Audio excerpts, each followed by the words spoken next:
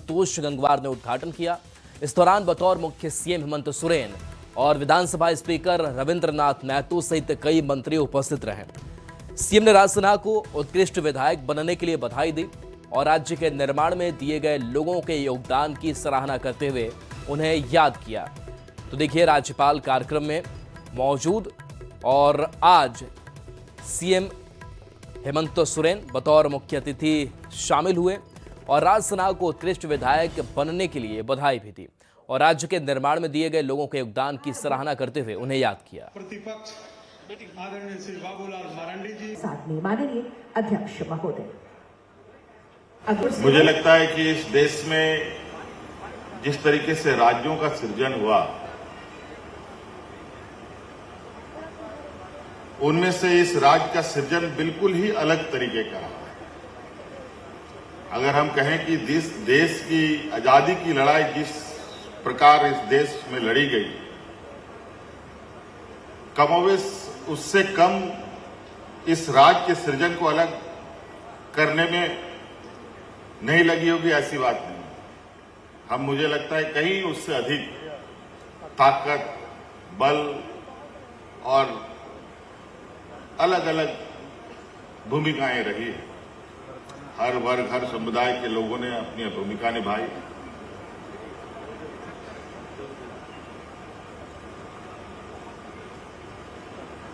और आज अनगिनत शहादत,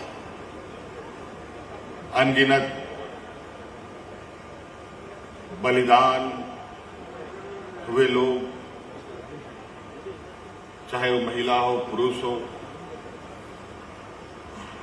जिस तरीके के देश की आजादी की लड़ाई में शहीद हुए हमारे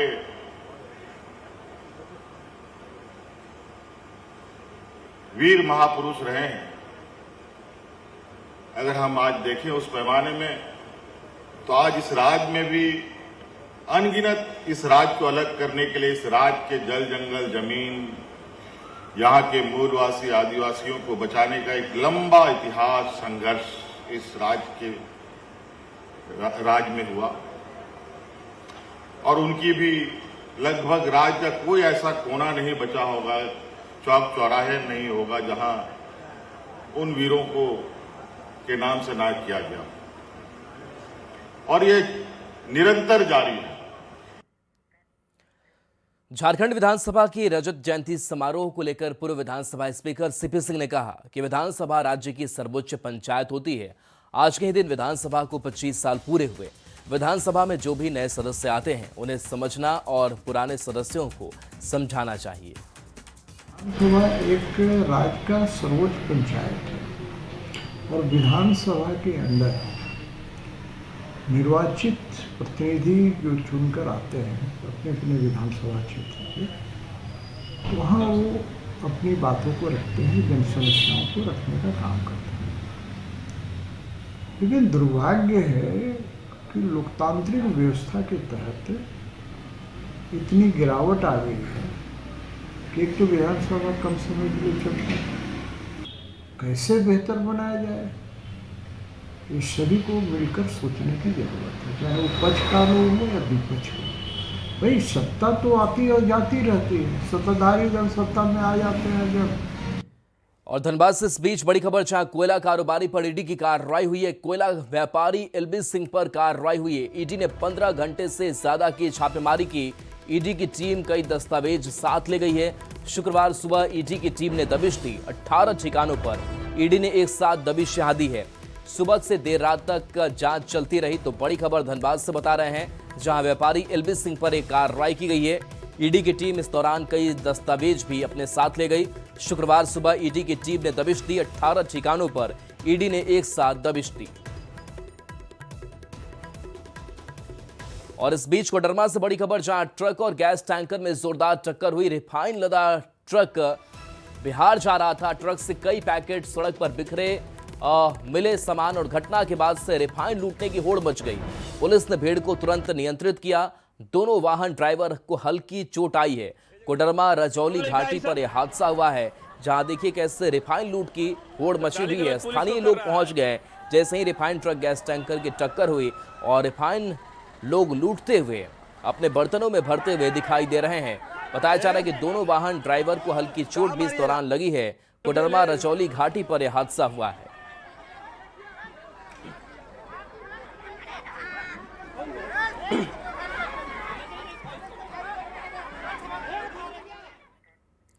देवघर का प्रसिद्ध अट्ठे मटन अब राष्ट्रीय पहचान की ओर एक और बड़ा कदम बढ़ाने वाला है। स्थानीय स्वाद, अनोखी पकाने की पद्धति और पारंपरिक मसालों की वजह से ये मटन सालों से लोगों को पसंद आ रहा है। अब नाबार्ड इसकी विशेषता को संरक्षित करने और इसे औपचारिक मान्यता दिलाने के लिए गंभीर पहल कर रहा है। इसी उद्देश्य से अट्ठे मटन को जीआई टैग दिलाने की तैयारी जोर शोर से चल रही है। नाबार्ड का मानना है कि यह टैग देवघर जिले की सांस्कृतिक पहचान और ग्रामीण अर्थव्यवस्था को नया आयाम देगा। खंड के यानी देवघर के अट्ठे मटन को विश्व प्रसिद्ध करने की तैयारी चल रही है। दरअसल देवघर के अट्ठे मटन को जीआई टैग दिलाने की कवायद शुरू हो गई है। तमाम कागजातों को तैयार कर लिया गया है। अब बारी है देवघर के अट्ठे मटन को विश्व तक पहचान दिलाने की। इस वक्त हम ऐसे दुकान पर हैं जो अट्ठे मटन बनाते हैं। कैसे ये बनता है पूरा प्रोसेस भी हम आपको सुनाएंगे और ये भी बताएंगे कि जीआई टैग दिलाने के बाद अट्ठे मटन किस तरीके से विश्व विख्यात होगा। भैया देवघर का अट्ठे जो है ना, ये अपने आप में समझिए कि अद्भुत चीज़ है। जो नॉनवेज प्रेमी है उसके लिए अद्भुत चीज़ है, अमृत समान है। क्योंकि ना ये इसका प्रिपरेशन ना बहुत डिफरेंट तरीके से होता है। इसको बनने में कम से कम 2.5 से 3 घंटा प्रॉपर वे में लगता है। दूसरा चीज़ क्या है कि ये लोहे के कढ़ाई में बनता है। तीसरा चीज़ क्या है कि इसमें ये पूरा घी में प्रिपरेशन होता है, घी से बनता है। हाँ, पूरा घी से। चौथा चीज़ इसमें ना लाल मिर्च का यूज़ होता है ना लहसुन का यूज़ होता है। तो ये अपने आप में बहुत अनोखा डिश है। झारखंड का अभी एक ही जीआई टैग प्रोडक्ट है, वो है सोहराई। आज जो किताब रिलीज हुई आप देखेंगे उसमें हमने पूरी तरह सोहराई को भारत के कोने कोने तक पहुंचाने की कोशिश की है। इसके अलावा 8 ऐसे प्रोडक्ट हैं जो मुझे तुरंत याद आ रहा है। वो है कि हमारा भगिया सिल्क, कुचाई, कार्नी शॉल, एक स्वीट टैमरिंड, इसके अलावा अट्ठे मटन, 5 अट्ठे मटन भी है। जो यहाँ कारीगर हैं, जो मालिक हैं, वो बताते हैं कि इस अट्ठे मटन को सिर्फ देवघर या रांची ही नहीं बल्कि विदेशों में भी लोग जानने लग गए हैं और वहाँ से भी जब लोग झारखंड आते हैं तो इस मटन का स्वाद लेते हैं। गौरव झा, न्यूज़ 18, रांची। खबर रामगढ़ से है, जहां मैया सम्मान योजना का लाभ लेने के लिए ग्रामीण क्षेत्र की महिलाएं आपकी योजना आपकी सरकार आपके द्वार के शिविर में बड़ी संख्या में फॉर्म भरने के लिए पहुंच रही हैं। महिलाओं के मुताबिक पिछले कई बार से वे फॉर्म भर रही हैं, लेकिन राशि उनके खाते तक नहीं पहुंच रही है। जबकि कई महिलाओं ने बताया कि मार्च माह में 7500 की राशि उनके खाते में आई थी, उसके बाद से राशि नहीं आ रही है। झारखंड सरकार के महत्वाकांक्षी मैया सम्मान योजना का असर महिलाओं के बीच कितना है उसे साफ साफ देखा जा सकता है। इस वक्त मैं पीरी पंचायत में मौजूद हूँ, पतरातू प्रखंड के। ये सारी महिलाएं जो है मैया सम्मान योजना का लाभ लेने के लिए यहाँ पर पहुँची हुई हैं। क्या नाम है? दिव्या कुमारी। किस लिए आई हैं आप? मैया योजना के लिए भी आए हैं। मैया योजना का लाभ आपको पहले से नहीं मिल रहा है? नहीं, मतलब पहली बार भर रहे हैं ना। पहली बार भर रही है। हाँ। अगला बार भरा था ना, तो हाँ, अगले बार भरी थी आप? तो नहीं आता। नहीं आया था? नहीं। इस बार उम्मीद है कि आएगा? हाँ। क्या नाम आपका है? प्रियंका कुमारी। और आपका क्या नाम है? सविता कुमारी। क्या चीज के लिए आई है? मैया योजना के लिए। पहले नहीं मिल रहा था मैया सम्मान? नहीं मिलता था। पहले भरी थी कि नहीं फॉर्म? पहले तो नहीं भरे थे। पहली बार भर रही है। हाँ। कुछ और महिलाएं, क्या आपका नाम क्या है? भरे थे, रूपा कुमारी। तो आपका नहीं आ रहा है? नहीं। कब भरी थी आप? भरे थे लास्ट समय अच्छा, पे। तो आपको नहीं मिला? नहीं। आपका क्या नाम है? मेरा 7,500 आया और रुक गया है, से नहीं आ रहा। 7,500 कब आया था? मार्च में। और वो पैसा उसके बाद रुक गया? हाँ, आ नहीं रहा है। फिर से फॉर्म भरने आई हैं आप? हाँ। क्या आपका नाम है? लाली देवी। लाली देवी। कुछ और महिलाएं, क्या नाम है? पैसा नहीं मिल रहा है मैया योजना वाला। नाम क्या है? परमिला देवी। मिल ही नहीं रहा। फॉर्म भरी थी आप? पार्सल फॉर्म नहीं भरे थे। फॉर्म नहीं भरे थे आप? फॉर्म भरने सुरती कुमारी, सुरती देवी भरे थे लेकिन नहीं मिला। नहीं मिला? नहीं। तो फिर से भरने आई हैं? हाँ, फिर से आए हैं। देख सकते हैं इधर में फॉर्म भरा रहा है, कुछ यहाँ पर लड़कियाँ हैं। क्या भरने आई हो? मैया योजना भरने आए। तो पहले से मिल रहा था क्या? नहीं मिल रहा था। नाम क्या है? कविता। और आप? मेरा नाम रीला कुमारी। हाँ।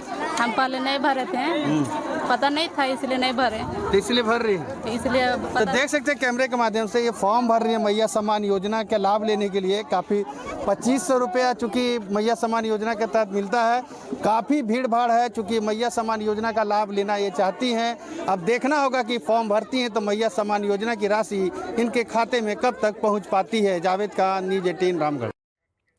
और चाईबासा से बड़ी खबर, जहां मानिकपुर तीखी मोड़ पर हादसा हो गया। कॉलेज बस और हाईवा की टक्कर हो गई, दोनों वाहनों के ड्राइवर घायल हो गए। कॉलेज बस में सवार कई छात्र घायल बताए जा रहे हैं। सभी घायल चपुआ अस्पताल में भर्ती कराए गए हैं। तो बड़ी खबरें बता रहे हैं चाईबासा से, जहां मानिकपुर तीखी मोड़ पर ये बड़ा हादसा हो गया है। और ये तस्वीर देखिए, जहां कॉलेज बस और हाईवा की ये टक्कर हुई है। सभी घायल चपुआ अस्पताल में भर्ती हैं, इलाज जारी है।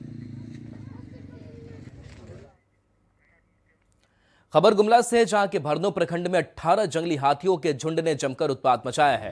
हाथियों का झुंड देखने पहुंचे एक ग्रामीण पर हाथी ने हमला कर उसे कुचल दिया, जिससे उसकी मौत हो गई। घटना के बाद इलाके में अफरा तफरी का माहौल हो गया।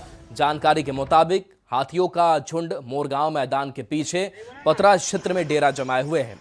झुंड में 2 छोटे हाथी के बच्चे भी शामिल है।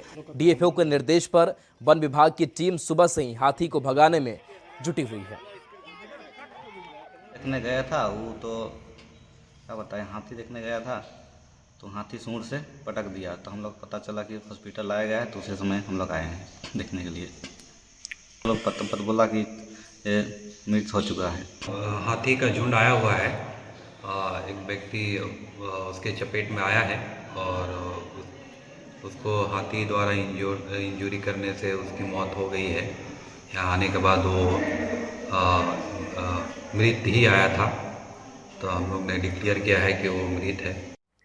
और चाईबासा से बड़ी खबर, जहां जंगली हाथियों का उत्पात जारी है। चैतगढ़ क्षेत्र में हाथियों ने उत्पात मचाया है। धान सब्जी को नुकसान पहुंचा रहे हैं हाथी। रात भर लोग जग रहे हैं, फसल को बचा रहे हैं।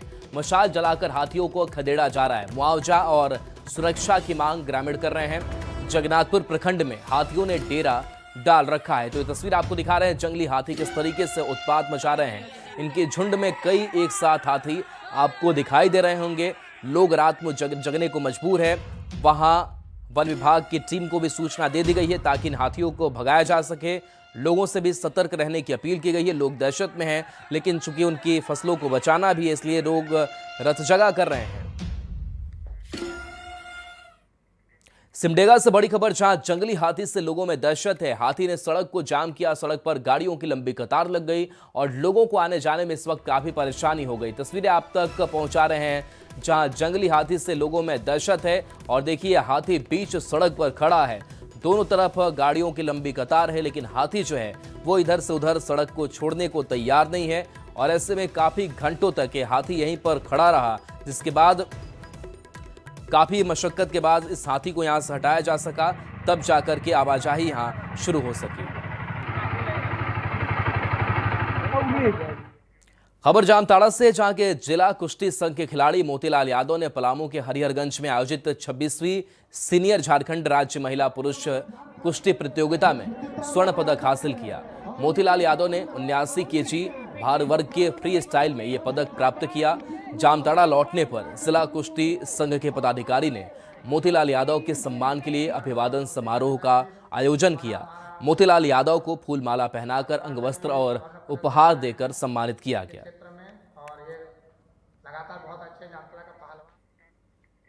खबर रामगढ़ से है, जहां के बरकाकाना रेलवे जंक्शन के पास अतिक्रमण को लेकर रेलवे प्रबंधन ने अल्टीमेटम दिया है।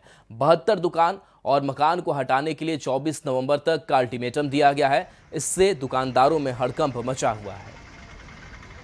मैं मौजूद हूँ बड़काकाना रेलवे जंक्शन के बाहर, रामगढ़ पतरातू 4 लेन के बगल में। ठीक देख सकते हैं, यहाँ पर रेलवे प्रबंधन द्वारा दुकानों को खाली करने के लिए 24 नवंबर तक का अल्टीमेटम दिया गया है। देख सकते हैं, सहायक मंडल अभियंता के हस्ताक्षर से ये पत्र जारी किया गया, जिसमें बताया गया है कि 24 नवंबर तक दुकानों को, मकानों को खाली करा दिया जाए। इनका कहना है कि बीते 70 वर्षों से यहाँ पर विभिन्न तरह की दुकान चला करके जीविका यापन कर रहे हैं। क्या दुकान चलाती है? चाय दुकान। तो हटने के लिए कब तक बोला गया है? 24 नवंबर। तो आपका घर इसी से चलता है? हाँ, इसी से चलता है। और इसी का हम लोग का खानदानी मैंने कि यहाँ का जमीन भी कुछ लिए हुए हैं, रेलवे अधिग्रहण किए हुए हैं। हटाया जा रहा है ये 72 दुकानदारों को। आपका घर वर्ग इसी से चलता है, स्कूल के पढ़ाई लिखाई सब? सारा बाल बच्चा सभी को नाती पोता। तो मेरा होटल है। कब से चला रहे हैं? दूसरा पीढ़ी है सर। तो आपको क्या बोला गया है? बोला गया है दुकान को हटाने की। कब तक? 24 तारीख को बोला तोड़ देंगे। विकास तो ना रुके कोई बात नहीं, लेकिन हम लोग को रोजगार कहीं से सरकार दे। देख सकते हैं यहाँ पर 72 दुकान और मकानों को यहाँ पर तोड़ने का नोटिस दे दिया गया है। 24 नवंबर तक सारी दुकानों को हटा लिया जाना है। कई पीढ़ियों से यहाँ पर ये दुकान चलाकर अपना घर बार चलाते हैं, बच्चों की पढ़ाई लिखाई और दूसरे दैनिक कार्यों को यहीं से पूरा करते हैं। मंडल अभियंता द्वारा इन्हें पत्र जारी किया गया जिसमें कहा गया है कि हनुमान मंदिर से लेकर फुटबॉल मैदान तक जितने भी रेलवे भूमि पर अतिक्रमण है उसे 24 नवंबर तक हर हाल में हटा ले, नहीं तो अतिक्रमण की कार्रवाई जो है यहाँ पर शुरू कर दी जाएगी। फिलहाल इनके सामने जीविका का संकट उत्पन्न हो गया है। जावेद खान, न्यूज़ 18 रामगढ़। लोहरदगा के किस्को प्रखंड के पाखर गांव में पेयजल संकट गहराता जा रहा है। आजादी के 78 साल बाद भी ग्रामीण चूहा और झरनों का पानी पीने को मजबूर हैं। यहां बॉक्साइट खनन से कंपनियां करोड़ों कमा रही हैं, लेकिन पानी, सड़क और स्वास्थ्य जैसी सुविधाओं पर ध्यान नहीं है। ग्रामीणों ने प्रशासन और कंपनी से तुरंत पेयजल व्यवस्था की मांग की है। हम रहते हैं पाखर पोखरा पाट में, झरना से पानी लेके आ रहे हैं, बहुत नीचे से गड्ढा से, यानी कि आधा किलोमीटर पड़ता है हम लोग को पानी लेने के लिए। और समस्या का तो कोई समाधान करने वाला नहीं है। मुखिया को भी दिए आवेदन, वो भी नहीं सुना। कंपनी को भी 4 महीना से दिए हैं, वो भी हाँ में हाँ मिला देता है। आज रुकिए दीदी, कल रुकिए दीदी कह के, और कोई समाधान करने वाला नहीं है। मांग किए थे लेकिन देवे नहीं करता है, सुनबे नहीं करता है। किससे मांग किए थे? कंपनी से मांगते हैं कि हम लोग के पीने का सुविधा नहीं है, पानी की सुविधा नहीं है, कह के बोलते हैं तो देवे नहीं करता है। हाँ हो जाएगा कह के हम लोग के ठगते रहता है। और चलिए एक छोटे से ब्रेक का